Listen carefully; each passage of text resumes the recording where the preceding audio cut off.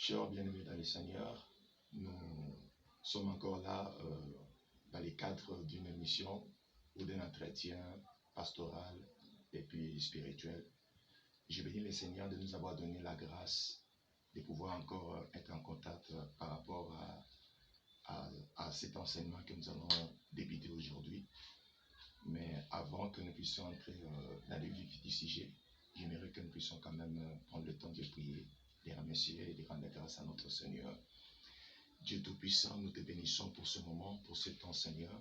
Laisse que ton esprit nous assiste, afin que tout ce que nous allons dire enseigner soit utile pour les bien-aimés et pour ton intérêt, Seigneur.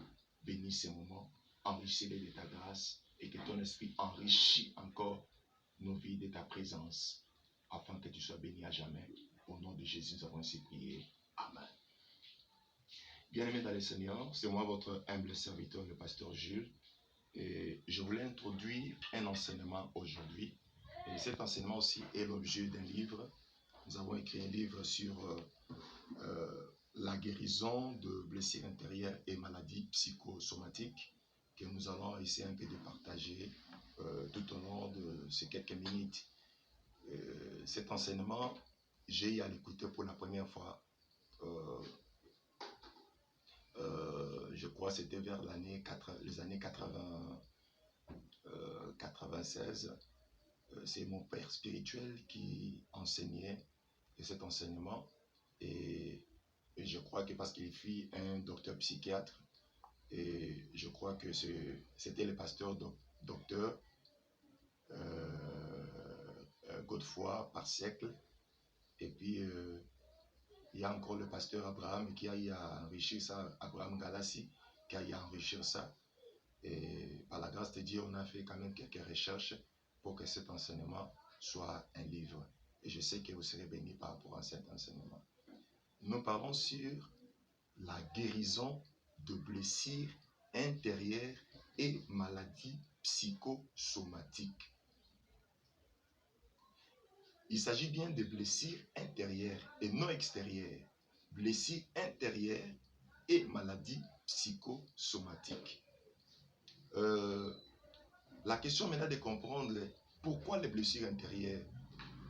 Pourquoi les blessures intérieures et pourquoi pas les blessures extérieures. Vous savez, les blessures intérieures, ce ne sont pas des blessures qu'on voit comme ça à l'œil nu ou qu'on peut soigner facilement. Ce sont des blessures qui sont intérieures, qui affectent l'intérieur de l'homme, qui affectent l'âme de l'homme. Alors, pour mieux les comprendre, nous allons nous essayer un peu de prendre 1 Thessaloniciens 5,1 Thessaloniciens chapitre 5, verset 23, où la Bible dit, essaie un peu d'éclairer les trois parties de l'homme. Donc l'homme a le corps, l'homme a l'âme et l'homme a l'esprit. Alors, les parties corps, c'est la partie physique. La partie physique, c'est le corps. Mais tandis que la chair humaine, comme ça, c'est la partie physique. Mais la partie intérieure qui est invisible, c'est l'âme et l'esprit de l'homme. Alors, lorsqu'on parle de blessures intérieures, c'est-à-dire ces blessures ne sont pas extérieures. Ça ne touche pas, ça n'a pas touché directement la chair qui est la partie physique, mais ça a touché l'âme qui est la partie intérieure. Pourquoi l'âme? Le corps humain, l'organisme humain, ou la partie humaine de l'homme qui est constituée de trois parties, c'est comme une machine, c'est comme un véhicule. Dans toutes les trois parties, la partie centrale, la partie qui est visible, la partie qui est motrice, c'est l'âme de l'homme.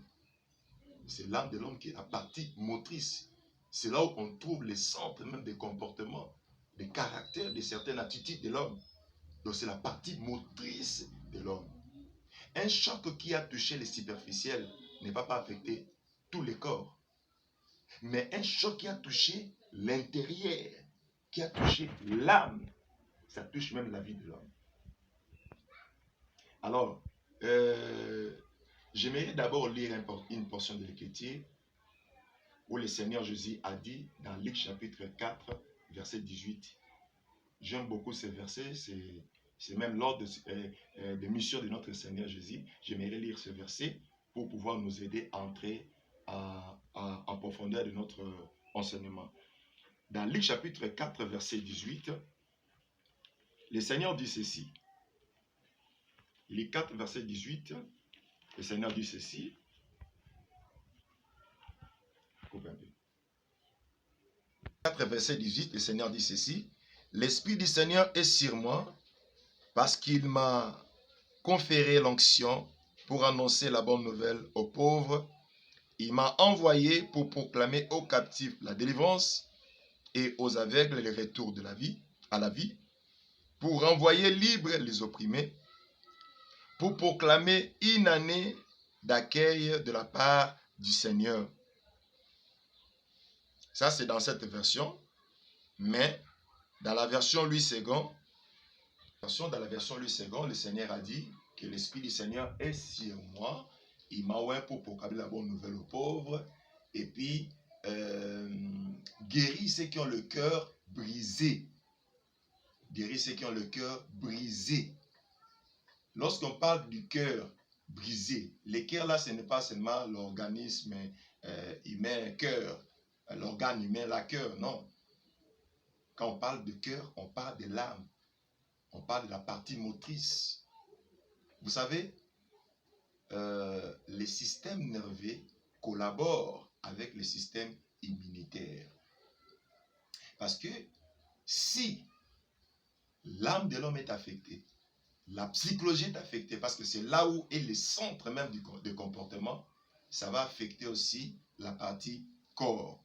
Et c'est ainsi quand on parle des maladies psychosomatiques, ça dit une maladie psycho, c'est l'âme, soma, c'est le corps.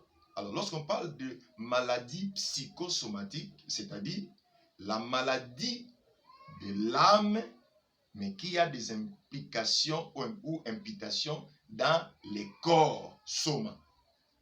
C'est-à-dire, c'est une maladie de l'âme, mais qui affecte les corps physiques. Nous allons y revenir par rapport à ces points-là, mais pour aujourd'hui, nous commençons d'abord avec les blessures intérieures. Qu'est-ce que cela signifie? Ça signifie quoi les blessures intérieures? Les blessures intérieures sont des chocs. Ou proviennent des chocs ou des événements. Ça peut provenir dans le passé, mais qui avaient affecté l'âme de la personne. Ce sont des chocs ou des événements négatifs qui ont affecté l'âme de la personne, et ces événements ou ces chocs ont entraîné des blessures. Vous savez, quand on fait l'étude statistique ou démographique, vous allez voir que beaucoup de gens dans le monde souffrent de cette blessure, souffrent de ces blessures. Parce que je dis souvent ceci, si l'âme qui est le centre des comportements, vous allez voir que beaucoup de comportements négatifs ont toujours été influencés par rapport à un esprit. Beaucoup de comportements ont toujours été influencés par rapport à un esprit. C'est pour cela que je dis toujours, derrière chaque comportement, il y a un esprit. Si c'est positif, c'est qu'il y a un esprit de Dieu qui a poussé que la personne puisse appliquer ce comportement. Si c'est négatif, c'est qu'il y a un esprit négatif. Et vous savez, le diable se manifeste derrière chaque choc, derrière chaque pression qui affecte l'âme de l'homme, dans les soucis d'influencer le comportement de l'homme. Dans l'âme de l'homme, nous avons l'intelligence, nous avons les sentiments et nous avons la volonté. L'intelligence, les imaginations, les pensées, la créativité et beaucoup de choses sont dans l'âme. Et dans la même âme, pourquoi? Parce que je dis l'âme, c'est la partie motrice. Nous avons aussi les sentiments, aimer, la faculté d'aimer ou d'être aimé, s'estimer, se considérer. se sentir aimé. Et puis, lorsqu'on évolue dans la vie, on a aussi besoin, c'est comme on sème pour récolter. Lorsqu'on a aimé, on a aussi besoin d'être aimé. Et vous allez comprendre que, en d'autres termes, si on essaie un peu de définir de manière littérale le blessure intérieure, on peut aussi dire que ce sont des insatisfactions. Quand l'âme est insatisfaite, elle peut aussi devenir blessée. Et j'ai dit ceci, comme l'âme qui est la partie motrice, lorsqu'il y a un bouleversement, lorsqu'il y a un choc, quand ça affecte l'âme, directement ça affecte tout le corps. Et ça aura des implications dans le corps humain et dans l'esprit de l'homme, car le moteur est affecté. C'est pour cela, moi, personnellement, quand je vois un certain type de comportement, j'essaie un peu de les analyser de cette manière. Je dirais que ce type de comportement, c'est que cette personne, son âme est affectée, son âme est malade. Il y a beaucoup de gens qui sont malades, pas physiquement, mais dans l'âme. L'âme est affectée. Bien-aimés dans le Seigneur, les soucis de Dieu, vous avez vu le Seigneur, quand il est venu sur terre, le Seigneur Jésus, il avait souci de donner une délivrance intégrale à la personne. Le corps, l'âme et l'esprit. Le corps physique, la partie chair, l'âme, la partie motrice. Parce que vous avez vu, c'est là où sortent les comportements. C'est là où se manifestent les comportements. Il y a l'exécution du comportement. Et quand on parle de fruits de l'esprit, on parle de l'amour, la bénignité, la tempérance, et ceci. Tous ces fruits de l'esprit sont les fruits qui se dégagent dans l'âme, qui sont imposés dans l'âme de la personne. Ils sont imposés dans l'âme de la personne afin qu'ils soient impliqués. Et lorsque l'âme est affectée, lorsqu'il y a un choc, ça influence même les comportements de la personne. Il y a aussi un type de maladie, il y a certains types de maladies qui sont aussi influencés par rapport au choc de l'âme. Quand l'âme est affectée, et directement, vous allez voir, même les comportements de la personne seront affectés. Alors, maintenant la question est de comprendre, parce qu'aujourd'hui nous voyons plus sur terrain les conséquences de la maladie, mais nous devons aussi connaître les causes. Qu'est-ce qui a causé cette maladie? Nous voyons des gens blessés, oui, mais qu'est-ce qui a causé ces blessures?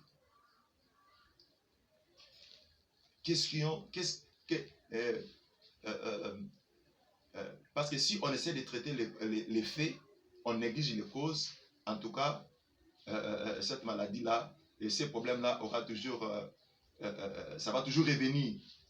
Mais si nous voulons vraiment traiter vraiment les vrais problèmes, il faut connaître les causes. Quelles sont les causes qui affectent l'âme de la personne? Je vais énumérer plus de 15 ou même 17 causes de blessures intérieures.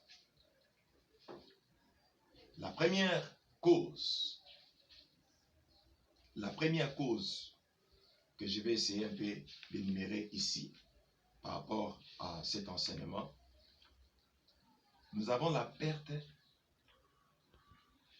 d'un homme cher ou d'un être cher. La perte d'un être cher. En fait, l'homme est un être relationnel. Même le jour de la mort de Lazare, quand Jésus était venu à Béthanie, quand on avait appris que Lazare est mort, il était affecté par rapport à la chaleur, à l'affection qui s'est dégagée par rapport à lui et Lazare. Donc, par rapport à son âme, il était affecté aussi. Et si un être cher est mort, parce qu'aujourd'hui, je vais un peu aller plus vite, parce que si on essaye, on dit les phénomènes des enfants de la rue, les phénomènes des enfants de la rue sont des conséquences. Les phénomènes, parce que je ne dis pas que tous les enfants de la rue avaient perdu des êtres chers, mais je dis que ce sont des conséquences. Et on doit comprendre maintenant les causes qui ont fait que ces enfants adoptent ces comportements. C'est que on peut aussi énumérer parmi les causes, il y a aussi la perte d'un être cher. Vous savez, l'âme est faite pour... elle supporte des choses. Il y a certains chocs, on les supporte. Il y a certains chocs qui sont même au-delà de nos forces, au-delà de nos moyens, au-delà de nos vies, au-delà de nos pensées. Lorsqu'on reçoit ces chocs, on est désemparé, on ne sait plus quoi faire. On ne sait plus quoi faire. Et c'est ainsi, vous voyez, un type de comportement par rapport à un choc vécu dans le passé ou vécu dans la vie. Et c'est ainsi, bien-aimés, nous sommes là pour parler, pour éradiquer, pour corriger. Le Seigneur a dit, il est venu pour guérir les cœurs brisés. Parce que vous savez, ce type de blessure, il n'y a que des soulages, de quoi il n'y a pas une cure adaptée par rapport à cela. Il n'y a pas une cure adaptée à cela. Il n'y a que des calmants. Mais la vraie guérison, c'est le Seigneur qui les donne au cœur brisé, au cœur blessé. Peut-être tu me suis aujourd'hui, tu es là, tu veux te suicider, tu veux mourir à cause d'un choc vécu. Là où tu vis, tu es dans l'insatisfaction. Là où tu vis, peut-être tu es négligé. À cause de la mort de ton père, de ta mère, on vous a tout ravi. Papa est mort, maman est morte. Tu n'as personne dans la vie, tu es seul dans la vie. Tu ne sais pas comment te définir dans la vie. Tu es choqué dans la vie. Tu te dis c'est fini pour moi, c'est fini. Je vois je suis abandonné. Je vois aucune utilité par rapport à ma vie. Parce que j'ai perdu mon père. Peut-être que tu n'as pas eu le temps d'étudier. Tu as terminé tes études seulement à l'école primaire. Tu n'as pas avancé trop loin dans les études. Parce que la personne qui devait te prendre en charge est morte trop jeune. À chaque fois de la vie, quand tu es peut-être dans la douche en train de se baigner, tu te poses beaucoup de questions. Tu pleures. Tu es toujours en train de pleurer à cause de ces chocs vécus dans ta vie. Mais je te dis, je te parle d'une personne qui est venue avec un mandat, avec une mission de guérir ceux qui ont le cœur brisé. Bien-aimé, je vous parle avec passion, bien-aimé. Je sais ce que c'est le blessure intérieure. Moi-même aussi, j'en avais vécu.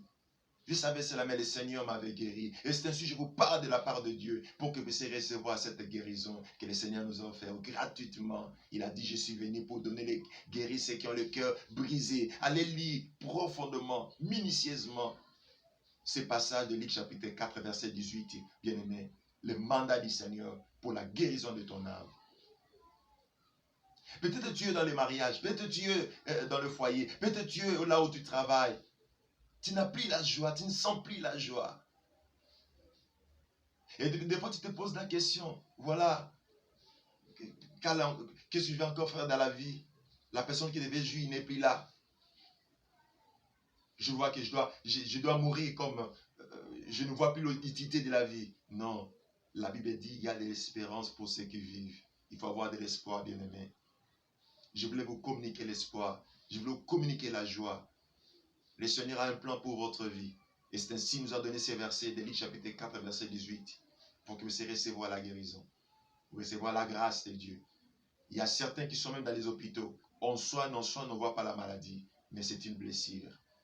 Tu as pris beaucoup de cures, beaucoup de médicaments, mais ça ne tient pas parce que tu es blessé. Mais je te dis, le Seigneur te guérit, il te donnera la guérison. J'aimerais faire une prière pour vous. Ferme les yeux. Mon Dieu, mon roi, je voulais communiquer la grâce à mon frère et ma soeur qui me suivent aujourd'hui.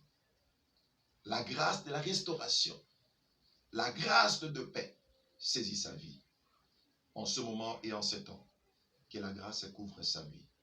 Au nom puissant de Jésus-Christ. Et que la guérison entre dans son corps pour que la gloire te revienne. Au nom de Jésus. Amen.